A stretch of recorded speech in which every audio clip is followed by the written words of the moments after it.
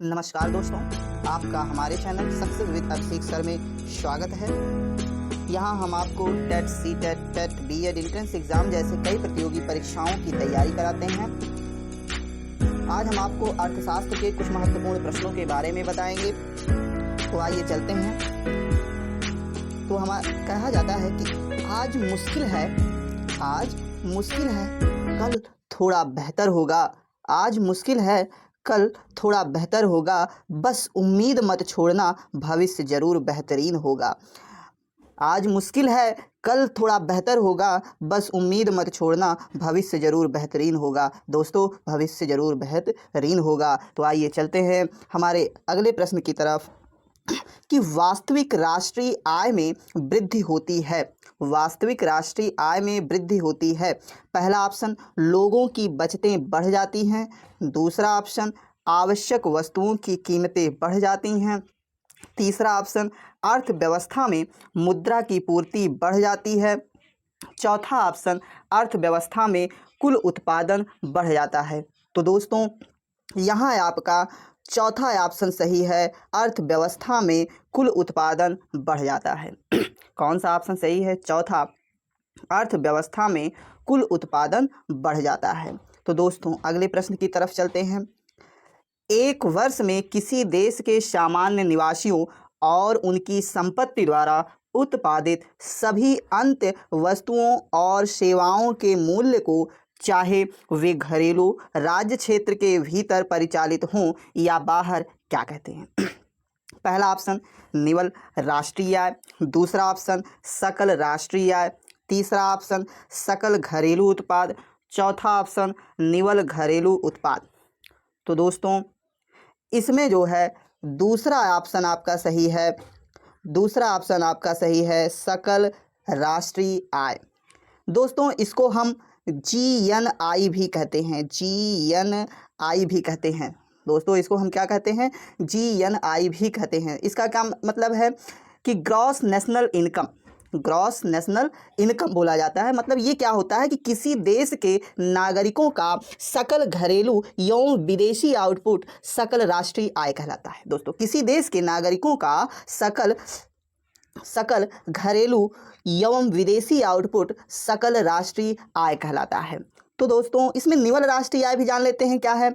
निवल राष्ट्रीय आय दोस्तों, वह शुद्ध लाभ, एक प्रकार का आय या लाभ होता है जो किसी वस्तु को बेचने से क्रय करने वाले व्यक्ति द्वारा दिया जाता है, जिसमें विक्रय करने वाले के कुल खर्च को उसके कुल मिले हुए पैसों से हटाया जाता है, तो ये आय मिलती है। तो इसका आय अर्थात सीधी सी बात इसमें कह सकते हैं कि यह आय कर देने के बाद बचने वाले पैसे को कहते हैं। मतलब आय देने के बाद जो पैसा बचता है उस कर को जो है निवल राष्ट्रीय आय बोला जाता है, जिसमें हमें किसी को नहीं देना होता है। जो बचता है वह हमारा होता है, ठीक है, उस व्यक्ति का होता है। पूरा नियंत्रण जो है कमाने वाले का होता है। इस पे पूरा नियंत्रण किसका होता है? कमाने वाले का होता है। तो दोस्तों, इसमें एक है सकल घरेलू उत्पाद। तो उसमें देख लेते हैं कि सकल घरेलू उत्पाद क्या है।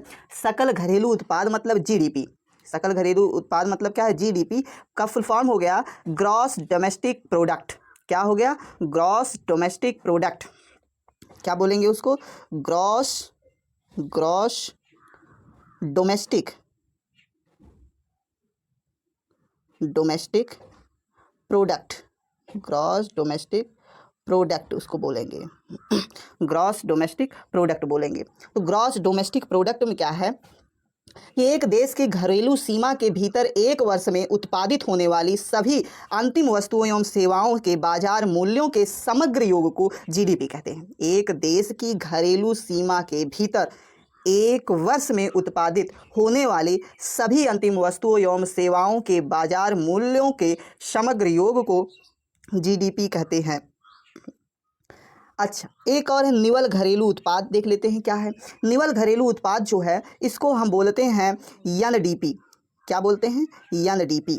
NDP का फुल फॉर्म हो गया नेट डोमेस्टिक प्रोडक्ट। क्या बोलते हैं? नेट डोमेस्टिक प्रोडक्ट बोला जाता है। किसी देश के सकल घरेलू उत्पाद में से उस देश की पूंजी वस्तुओं पर मूल्यह्रास डिप्रेशिएशन को घटाने पर निवल देशीय उत्पाद या निवल घरेलू उत्पाद प्राप्त होता है। ठीक है दोस्तों, ये निवल घरेलू उत्पाद था। आइए अगले प्रश्न की तरफ चलते हैं। किस राज्य के प्रति व्यक्ति वार्षिक आय न्यूनतम आय आंकी गई है? तो दोस्तों पहला ऑप्शन मध्य प्रदेश, दूसरा ऑप्शन बिहार, तीसरा ऑप्शन उड़ीसा, चौथा ऑप्शन उत्तर प्रदेश। तो दोस्तों यहाँ आपका दूसरा ऑप्शन सही है, बिहार। कौन सा ऑप्शन सही है? बिहार। अगले प्रश्न की तरफ चलते हैं। राष्ट्रीय आय का सामान्य रूप से अर्थ है? पहला ऑप्शन बाजार मूल्य पर सकल राष्ट्रीय उत्पाद, दूसरा ऑप्शन बाजार मूल्य पर शुद्ध राष्ट्रीय उत्पाद, तीसरा ऑप्शन साधन लागत पर सकल राष्ट्रीय उत्पाद, चौथा ऑप्शन साधन लागत पर शुद्ध राष्ट्रीय उत्पाद। तो दोस्तों यहाँ आपका चौथा ऑप्शन सही है, साधन लागत पर शुद्ध राष्ट्रीय उत्पाद। कौन सा ऑप्शन सही है? चौथा ऑप्शन सही है, साधन लागत पर शुद्ध राष्ट्रीय उत्पाद। दोस्तों अगले क्वेश्चन की तरफ बढ़ते हैं। अगला क्वेश्चन है, भारत में चालू मूल्यों पर प्रति व्यक्ति न्यूनतम आय वाला राज्य है? भारत में चालू मूल्यों पर प्रति व्यक्ति न्यूनतम आय वाला राज्य है? पहला ऑप्शन उड़ीसा, दूसरा ऑप्शन बिहार, तीसरा ऑप्शन राजस्थान, चौथा ऑप्शन गुजरात।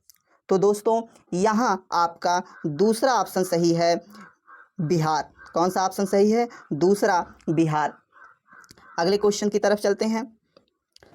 भारत सरकार के लिए राष्ट्रीय आय समंक कौन तैयार करता है? भारत सरकार के लिए राष्ट्रीय आय समंक कौन तैयार करता है?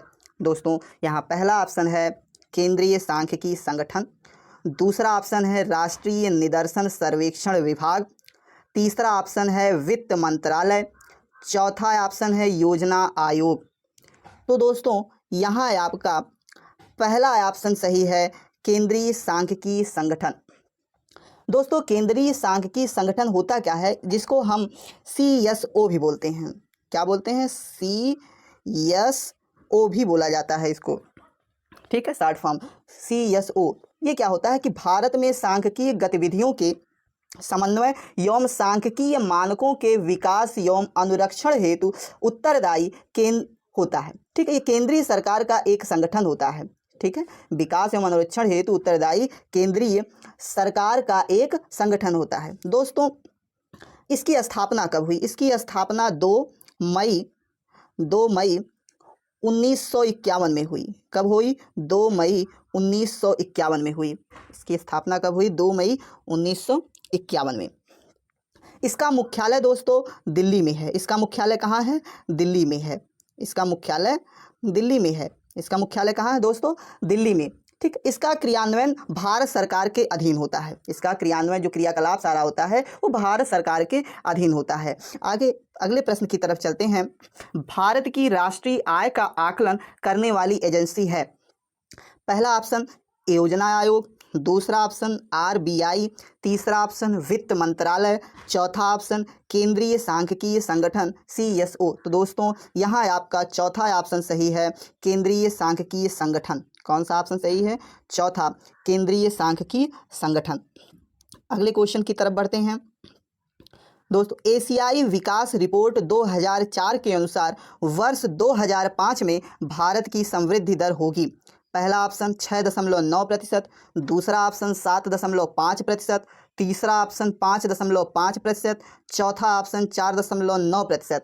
तो दोस्तों यहाँ आपका पहला ऑप्शन सही है, 6.9%। कौन सा ऑप्शन सही है? पहला, 6.9%। अगले प्रश्न की तरफ चलते हैं। अगला प्रश्न हमारा है, वर्ष 1998-99 के लिए सकल घरेलू उत्पाद की अपेक्षित वार्षिक दर है? पहला ऑप्शन 5.6%, दूसरा ऑप्शन 5.5%, तीसरा ऑप्शन 5.7%, चौथा ऑप्शन 5.8%। तो दोस्तों यहाँ आपका चौथा ऑप्शन सही है, 5.8%। कौन सा ऑप्शन सही है? चौथा, 5.8%। अगले प्रश्न की तरफ चलते हैं। नवम पंचवर्षीय योजना के मसौदा के अनुसार सकल घरेलू उत्पाद की वृद्धि दर है? पहला ऑप्शन 6.5%, दूसरा ऑप्शन 6%, तीसरा ऑप्शन 7.0%, चौथा है ऑप्शन 7.5%। तो दोस्तों यहाँ है आपका तीसरा ऑप्शन सही है 7.0%। अगले प्रश्न की तरफ चलते हैं। निम्नलिखित मदों पर विचार कीजिए। पहला, उपभोक्ता वस्तुएं तथा सेवाएं। दूसरा, सकल निजी प्राइवेट घरेलू निवेश। तीसरा, सरकार द्वारा उत्पादित वस्तुएं तथा सेवाएं। चौथा, विदेशों से निवल आय। उपर्युक्त मदों में से किन्हें जीएनपी में शामिल किया गया है? पहला ऑप्शन केवल 1, 2 और 4 को। दूसरा ऑप्शन केवल 1, 2 और 3 को। तीसरा ऑप्शन केवल 3 और 4 को। चौथा ऑप्शन 1, 2, 3 और 4 को। तो दोस्तों यहाँ आपका चौथा ऑप्शन सही है 1, 2, 3 और 4 को। अगले प्रश्न की तरफ चलते हैं। निम्नलिखित में से कौन से भारत में प्रति व्यक्ति आय की धीमी समृद्धि के मुख्य कारण है? पहला ऑप्शन पूंजी निर्माण के उच्च दर। दूसरा ऑप्शन वित्तीय घाटे का उच्च स्तर। तीसरा ऑप्शन उच्च जनसंख्या वृद्धि दर। तो इसमें पहला ऑप्शन देखा जाता है केवल 1 और 2। दूसरा ऑप्शन 1, 2 और 3। तीसरा ऑप्शन केवल 1 और 3। चौथा ऑप्शन केवल 2 और 3। तो दोस्तों यहाँ दूसरा ऑप्शन आपका सही है केवल 2 और 3। कौन सा ऑप्शन सही है दोस्तों? तो दोस्तों यहाँ है आपका बी ऑप्शन आपका सही है। बी आपका ऑप्शन सही है। कौन सा? 1, 2 और 3। अगले क्वेश्चन की तरफ चलते हैं। भारतीय अर्थव्यवस्था के संदर्भ में निम्नलिखित कथनों पर विचार कीजिए। पहला है पिछले दशक में वास्तविक सकल घरेलू उत्पाद की वृद्धि दर लगातार बढ़ती रही है। दूसरा, पिछले दशक में बाजार कीमतों पर सकल घरेलू उत्पाद लगातार बढ़ता रहा है। उपर्युक्त कथनों में से कौन सा सही है? पहला ऑप्शन केवल 2। दूसरा ऑप्शन केवल 1। तीसरा ऑप्शन केवल 1 और 2 दोनों। चौथा ऑप्शन ना तो 1 और ना ही 2। तो इसमें आपका पहला ऑप्शन सही है केवल 2। अगले प्रश्न की तरफ चलते हैं। भारत के सकल घरेलू उत्पाद जीडीपी में नीचे दिए गए भिन्न क्षेत्रों के योगदान का कौन सा एक सही ह्रासमान क्रम है? पहला, सेवा कृषि उद्योग।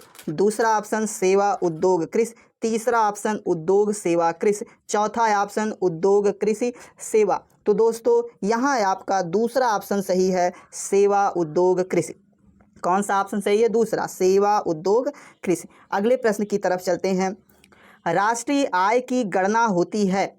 पहला ऑप्शन प्रचलित एवं स्थिर दोनों कीमतों पर। दूसरा ऑप्शन प्रचलित कीमतों पर। तीसरा ऑप्शन स्थिर कीमतों पर। चौथा ऑप्शन मूल्य अनुपातों पर। तो दोस्तों यहाँ आपका पहला ऑप्शन सही है प्रचलित एवं स्थिर दोनों कीमतों पर। अगले प्रश्न की तरफ चलते हैं। निम्न कर में प्राप्त आय राज्यों में नहीं बांटी जाती। निम्न कर में प्राप्त आय राज्यों में नहीं बांटी जाती। पहला ऑप्शन है आयकर। दूसरा ऑप्शन है संघीय उत्पादन शुल्क। तीसरा ऑप्शन है संपत्ति कर। चौथा ऑप्शन है निगम कर। तो दोस्तों यहाँ आपका चौथा ऑप्शन सही है निगम कर। अगले प्रश्न की तरफ चलते हैं। राष्ट्रीय आय लेखाओं के अनुसार द्वितीयक क्षेत्र के अधीन निम्नलिखित में से कौन से व्यवसाय सम्मिलित हैं? पहला, विनिर्माण मैन्युफैक्चरिंग। दूसरा, निर्माण कंस्ट्रक्शन। तीसरा, गैस एवं जल प्रदाय। चौथा, खनन एवं प्रस्तर खनन। नीचे दिए गए कूट का प्रयोग कर सही उत्तर चुनिए। पहला ऑप्शन है केवल 1, 2 और 4। दूसरा ऑप्शन है 1, 2, 3 और 4। तीसरा ऑप्शन है केवल 1, 2 और 3। चौथा ऑप्शन है केवल 3 और 4। तो दोस्तों यहाँ आपका तीसरा ऑप्शन सही है केवल 1, 2 और 3। अगले प्रश्न की तरफ चलते हैं। निम्नलिखित में से कौन सा प्रत्यक्ष कर है? पहला ऑप्शन बिक्री कर। दूसरा ऑप्शन संपत्ति कर। तीसरा ऑप्शन व्यापार कर। चौथा ऑप्शन सीमा शुल्क। तो दोस्तों यहाँ आपका दूसरा ऑप्शन सही है संपत्ति कर। कौन सा ऑप्शन सही है? दूसरा, संपत्ति कर। अगले प्रश्न की तरफ चलते हैं। भारत के संदर्भ में विकास की हिंदू दर का विचार किसने किया? पहला ऑप्शन है विश्वेश्वरैया ने, दूसरा ऑप्शन राजकृष्ण ने, तीसरा ऑप्शन PR ब्रह्मानंद ने, चौथा ऑप्शन इंद्राणी रहमान ने। तो दोस्तों यहाँ आपका दूसरा ऑप्शन सही है, राजकृष्ण ने। कौन सा ऑप्शन सही है? दूसरा, राजकृष्ण ने। अगले प्रश्न की तरफ बढ़ते हैं। राष्ट्रीय आय समिति के अध्यक्ष थे। पहला महालनोबिस, दूसरा जवाहरलाल नेहरू, तीसरा डॉक्टर राजेंद्र प्रसाद, चौथा उपरोक्त में से कोई नहीं। तो दोस्तों यहाँ आपका पहला ऑप्शन है महालनोबिस। अगले प्रश्न की तरफ चलते हैं। अंतर्राष्ट्रीय व्यापार संबंधी नियमों को निर्धारित करने वाली संस्था कौन है? पहला ऑप्शन विश्व बैंक, दूसरा ऑप्शन IMF, तीसरा ऑप्शन UNO, चौथा ऑप्शन इनमें से कोई नहीं। तो दोस्तों यहाँ पहला ऑप्शन आपका सही है, विश्व बैंक।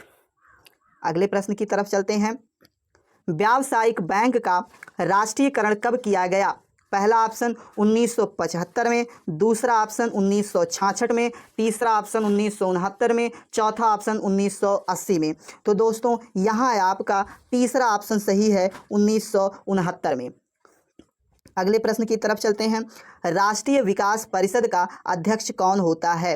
राष्ट्रीय विकास परिषद का अध्यक्ष कौन होता है? पहला ऑप्शन प्रधानमंत्री, दूसरा ऑप्शन राष्ट्रपति, तीसरा ऑप्शन राज्यपाल, चौथा ऑप्शन उपराष्ट्रपति। तो दोस्तों यहाँ आपका पहला ऑप्शन सही है, प्रधानमंत्री।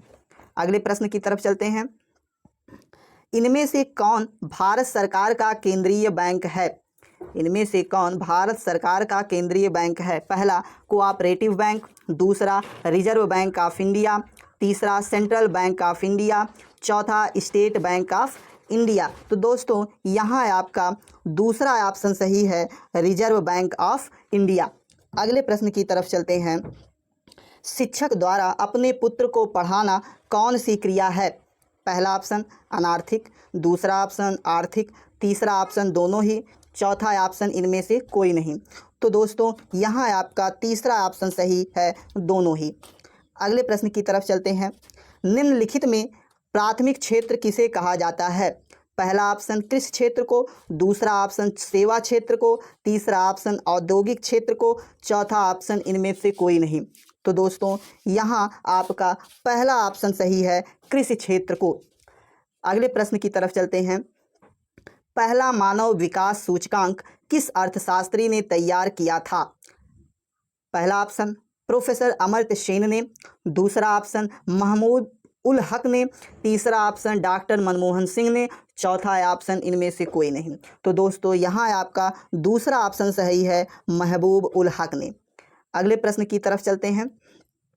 मानव विकास सूचकांक में भारत का क्या स्थान है? पहला ऑप्शन 126, दूसरा ऑप्शन 127, तीसरा ऑप्शन 129, चौथा ऑप्शन 128। तो दोस्तों यहाँ आपका पहला ऑप्शन सही है, 126। अगले प्रश्न की तरफ चलते हैं। आर्थिक विकास की व्याख्या के विभिन्न आधार कौन कौन हैं? पहला ऑप्शन सकल राष्ट्रीय उत्पाद, दूसरा ऑप्शन प्रति व्यक्ति आय, तीसरा ऑप्शन आर्थिक कल्याण का आधार, चौथा ऑप्शन इनमें से सभी। तो दोस्तों यहाँ आपका चौथा ऑप्शन सही है, इनमें से सभी। धन्यवाद दोस्तों, कृपया हमारे चैनल को लाइक सब्सक्राइब जरूर करिए। धन्यवाद।